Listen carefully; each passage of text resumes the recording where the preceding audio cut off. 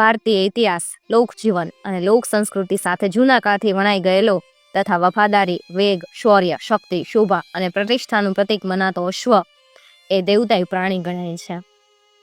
યુદ્ધ પ્રસંગે હાથી અને ઘોડા વિજય માટેના મહત્વના અને નિર્ણાયક પરિબળ ગણાતા. પ્રાચીન કાળથી આજ સુધી અશ્વનું મહત્વ રહેલું છે. કદાચ ભારતીય ઇતિહાસની તવારીખના પાના ફેરવીએ તો જણાય કે રાજાઓની વિજયની વરમાળ પહેરાવી સમ્રાટ પદે શોભાવવામાં અશ્વનો અગ્રીમ ફાળો રહ્યો છે. એથી અશ્વ, હાથી અને હથિયાર રાજના પ્રીતિ પાત્ર રહ્યા છે અને લડાઈમાં તો યુદ્ધ કળામાં અશ્વનું અગ્રસ્થાન ગણાય. ક્ષાત્ર ધર્મની પાલના અહીંથી અધિક મનાય. ચોરાવસી જાદવ નોંધે કે ગયા ઘોડા ગઈ હાવેડો, ગયા સોનેરી સાજ, મોટર ખટારા માંડવે કરતા ભૂભૂ અવાજ. જૂના કાળમાં વાહન નહોતા ત્યારે લોકજીવનમાં અશ્વની બોલબોલા હતી. રાજાની ઘોડાસરમાં જાતવાન જાનવરો રહેતા. યુદ્ધ ધીંગાણાને ગામત્રે જવામાં અશ્વો અમોલ્યું સાધન ગણાતા. ધીમે ધીમે આ વિસરાતું જાય છે. વાહનોની સંખ્યા અને ઘણા બધા આધુનિક પરિબળોને કારણે અશ્વો છે એનું મહત્વ એટલું બધું નથી રહ્યું. ચોરાવસી જાદવે નોંધેલું એમ છતાં આજે પણ એક વર્ગ એવો છે કે જે અશ્વપ્રેમી છે. અશ્વને પોતાના જીવથી પણ વધારે સાચવે છે. અને આ વાત ત્યારે જ તમે જાણી શકો જ્યારે તમે કોઈ અશ્વપ્રેમીના કોન્ટેક્ટમાં આવ્યા હો. હેલો દોસ્તો, હું છું વૈશાલી અને આજે આપણે આવી જ એક અશ્વની વાત સાંભળવાના છીએ. અને અશ્વની વાત કરતા હોય ત્યારે મોટા ભાગે આપણા મનમાં એક જ વિચાર આવે, તંગ લેજે તાણી ને રાખજે મુજ પર વિશ્વાસ. હાથીની અંબાડીએ ડાવા પહોંચાડું તો જ જાણજે આ અશ્વની જાત. અશ્વકથા પૈકી આજે આપણે જે સાંભળવાના છીએ એને ચોરાવસી જાદવે લોક સાહિત્યની અશ્વકથાઓમાં સંપાદિત કરેલ છે. તોરી જોબન 13, ધોરી 8 ધરા, ત્રિયા જોબન 30, પુરુષ પેટ ભરા. જૂના કાળમાં જાતવંત ઘોડીના પારખા પણ અદ્ભુત રીતે થતા અને એ પારખા કેવા હોય એની જ આ વાત છે. દહેવાણ ગામના ઠાકોર નારસિંહજી બાવાના કાકા ખુમાનસિંહ ઘોડેસવારી માટે આખા બોરસદ તાલુકામાં પ્રખ્યાત હતા. અચાનક એરું આભરતા એમની વફાદાર ઘોડી મરી જતા ખુમાનસિંહજીને ઘણું દુઃખ થયું. 2 ટક તો એમણે ગમગીન હૈ અનાજ પણ છોડેલું. રોજના નિયમ પ્રમાણે સંધ્યા ટાણે તેઓ ગામ તળાવ પાસેના દંડેશ્વર મહાદેવના સ્થાનકે આવ્યા ત્યારે આરતીનો સમય હતો. ઝાલર અને ઘંટનાદની સાથે લોબાનના ધૂપથી ત્યાંનું વાતાવરણ પવિત્ર વિચારો પ્રેરતું હતું. આરતી પૂરી થઈ અને ગોસાઈ મોતીગરે દેવની અભિવંદના કરી ભક્તોને આશકા આપી મંત્ર પુષ્પાંજલિ સમર્પી. ભક્તો વિખરાયા અને રોજના નિયમ પ્રમાણે મંદિરના ઓટલે ખુમાનસિંહજી, મોતીચંદ કારભારી, નેલચંદ શેઠ વગેરે બેઠા હતા. ત્યાં આવી શિવોહમ કહી અને એમણે આસન જમાયું. ખુમાનસિંહજીના મોં પરની શોક છાયા 3 દિવસ થયા એમ છતાં વિખેરાઈ નથી એ જોઈ અને મોતીચંદ શેઠે કીધું, હા, લેણ દેણ પૂરી થઈ અને ઘોડીએ ગામત્રા કર્યા. હવે ક્યાં સુધી એને યાદ કર્યા કરીને દુઃખી થાહો? શોક કર્યા કરે ઈ કે પાછી થોડી આવવાની. મોતીચંદ શેઠ, તમને ખબર છે કે ઈ ઘોડી નામે દીકરી કરતાંય વધારે અદકા જતન કર્યા તા? બધું હાસું, પણ થનાર વસ્તુ થઈ ગઈ બા, મન બીજે પરોવો. ન્યાલચંદ શેઠે કીધું, ઈ તો પરવવું જ પડશે ને, પણ એવી જાતવાન ઘોડી મેળવી હવે દોહીલીશ. તમને ખબર છે કે તે દાડે મેં જેઠા હાલ્યાને એ ઘોડીના પ્રતાપે જ મીણ બોલાયો તો? હા પા હા, પણ કાંઈ ઘોડીઓના દકા નથી પડ્યા, શોધો તો મળી આવે. તમે જ બતાવો મોતીગર. ક્યાં ત્યાંથી તપાસ કરીને મોં માગી રકમ આપી હાલદમ લઈ આવો.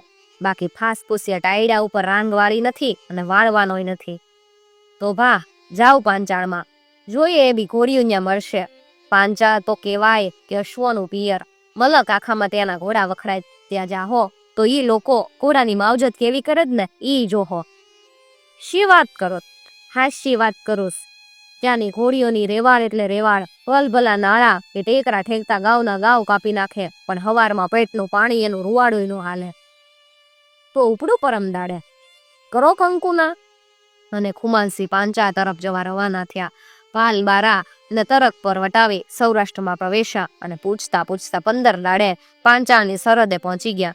3-4 ગામના ઘોડા જોયા પણ કાંઈ ધ્યાનમાં આવ્યો નહીં. છેવટે ભાદર નદી પાસેના આટકોટ ગામે આવી પહોંચ્યા. ત્યાંના મુખીને ઘરે ઉતારો કર્યો. શરીરે પહોંચતા અને પડછંદ એવા ખુમાનસિંહની લીંબુની ફાળ જેવી આંખો જોઈને મુખી સમજી ગયા કે ક્યાંકના ઠાકોર છે. વાતે વાતે બધું જાણી લીધું અને વાળું પાણી પરવારીને ભૂકા ગગડાવતા આવવાનું કારણ પણ સમજીને મુખી બોલ્યા, ઠાકોર, ઘોડી તો એ જ જોવો ને બીજી ભૂલો એવી જ, પણ મોં માગ્યા કલદાર આપવા પડશે. પૈસાનો સવાલ નથી મુખી, ઘોડી જાતવન હોવી જોઈએ. એટલે તો કેટલાય ગામ ખૂનતો ખૂનતો અહીંયા સુધી લાંબો છોસ. ભલે હવાય રે વાત. અને વાતો કરતા કરતા બંને લંબાયું. પાંચાળમાં આટકોટની ઘોડીઓ આખાય સૌરાષ્ટ્રમાં વખણાય. ઈમાંય માણસુર વાળાની કેસર તો ઇતિહાસ સર્જી ગયેલી. ઈ આટકોટની અહીંના રાજપૂતો ઘોડીની ઓલાદ તરફ ખૂબ જ કાળજી રાખીને માવજત કરવામાં જોડ ગણાતા.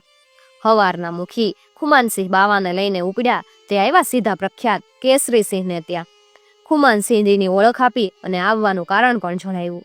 કેસરીસિંહે કીધું, ઠાકોર, ઘોડીઓ તો બે જ છે મારી પાસે.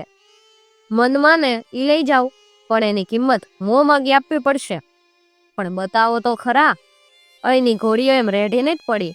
એમ કહીને તે ઉઠ્યા ને બાજુના ડેલાની હાકર ઉઘાડી અંદર ગયા. આગળના ઓરડામાંથી બીજા ઓરડામાં ગયા ત્યાં દેવના વિમાન જેવી બે ઘોડીઓ બાંધેલી જોઈ. ઘોડીઓના વાન જોઈને ખુમાનસિંહ તો આભાજ બની ગયા. ચંપાઈ અને કિરમજી રંગની બે ઘોડીઓ ગણગણી બાપો બાપો એમ કહેતા કેસરીસિંહે બેયને વાલ કર્યું અને એક ઘોડી છોડીને બહાર લાવ્યા. સૂરજના કિરણને જોતા ઘોડી થનગની ઉઠી. ખુમાનસિંહે બરાબર તપાસી લીધી. એના પગ જોયા કે ક્યાંક બેર હટી એવું કોઈ નથી ને. બધી રીતે સંતોષ ભાવ થતા પૂછ્યો એનો ભાવ. બોલો ભાઈ, આની કિંમત? આ રેવતીના 1500 રૂપિયા. હે? હા ઠાકોર, 1 રૂપિયો ઓછો નહીં ને પ્રથમથી જ કીધું. અને અંદર છે તે ઈ રાણકીના 1700. એને પણ બહાર કઢાવી. રંગ સિવાય ખુમાનસિંહજીને જાજો ફરક ન જણાયો એટલે પહેલાની ચંપાઈ ઘોડી જ પસંદ કરી. એમણે કીધું, જરા રેવાલ જોઈ લઉં. ભલે. એમ કહીને કેસરીસિંહે ઘરમાંથી લગામ અને ચોકડું લાવી ચઢાવ્યું અને જય મહાદેવ એમ કહેતા ખુમાનસિંહે ઠેકડો મારીને ઉપર ચડી ગયા. ઘોડી ચાલતી થઈ. એ જાય. પણ ઠાકોર ઘોડીને પાછી ફેરવતા નથી. ધીરે ધીરે નજરથી ઓઝલ પણ થઈ ગયા. ત્યાં કેસરીસિંહને ફાળ પડી. તરત જ બીજી ઘોડીને ચોકડું ને લગામ ચડાવી ઠાકોરનો પીછો પકડ્યો. ખરેખર ઠાકોરે દહેવાણની વાઈટ પકડી હતી, પણ માંડ અડધા કલાકનું અંતર હશે. ઘોડીએ એટલી મજલ કાપી નાખી. ઠાકોરથી બોલી જવાયું, તારી માં ન મરે તારી, રંગ છે રેવતી એમ કેતા એને કેશવાળી પંપાળી અને પગની એડીથી ઇશારત કરી અને ઘોડીની ચાલ વધારી. પણ ઠાકોરના પેટનું પાણી હાલતું નથી. દડ મચલ કાપતા કાપતા 5 કે 6 કલાકમાં તો તર કપરનો કાંઠો વટાવીને ઘોડીએ ખંભાતની હદમાં પ્રવેશ કર્યો. મીટલીના દરબાર હામાં મળ્યા. રોકવા આગ્રહ કર્યો, પણ ઠાકોર રોકાયા નહીં અને રોયડું કોયડું વખતે તો ઈ દેહવાણ આવી પહોંચી ગયા. તબેલામાં ઘોડી બાંધીને એની માવજત કરવાનું નોકરને જણાવી હાથ મોં ધોઈ અને જરા આરામ કરવા આડા પડ્યા. ત્યાં તો બાર કેસરીસિંહની ઘોડીએ હાવળ નાખી. ત્યાં અંદર તબેલામાં બાંધી ઘોડીએ હાવળ નાખી ને ડેલીની હાકળ ખખડી. મોટા દીકરાએ બાણું ખોયું, આવકાર આપ્યો અને એમની ઘોડીને પણ તબેલામાં લઈ જઈ અને માવજત કરવા સોંપી. ઠાકોર ઓશરીમાં હામાં આવી કેસરીસિંહને બાથમાં લઈને ભેટી પડ્યા ને બોલ્યા, રંગ છે કે હુબા તમારી ઘોડીને પારખામાં વાજો વાજ ઉતરી. પણ આવું તે પારખું હોય ઠાકોર? મારો તો જીવ અદ્ધર થઈ ગયો. મને ઓછો થાકોડો નથી લાગ્યો દરબાર. હવે કપડાં કાઢો, નાવ ધોવો, આપણે હારે રોટલા ખાઈને પરવારીએ. ખુમાનસિંહ બાવાએ મહેમાનની ખૂબ આપતા સકતા કરી. સવારમાં ડાયરો ભેગો કર્યો, કહુંબા પાણી કર્યા, પછી રૂપિયાની થેલી મંગાવી કેસરીસિંહને આપતા કીધું, દરબાર લ્યો, આ ઘોડીની કિંમત ગણી લ્યો. દરબારે રૂપિયા ગણીને કીધું, ઠાકોર આમાં 200 રૂપિયા વધારે જ છે. ઈ બરાબર જ છે. ઘોડીના 1500 અને 200 પારખાના. એમ કહીને ડાયરો ભણી નજર નોંધવી અને એમણે કીધું, મોતીગરજી તમે સાચું જ કહેતા હતા હો, ઘોડી તો પાંચાળની જ. ને આવા હતા પાંચાળની ઘોડીના પારખા.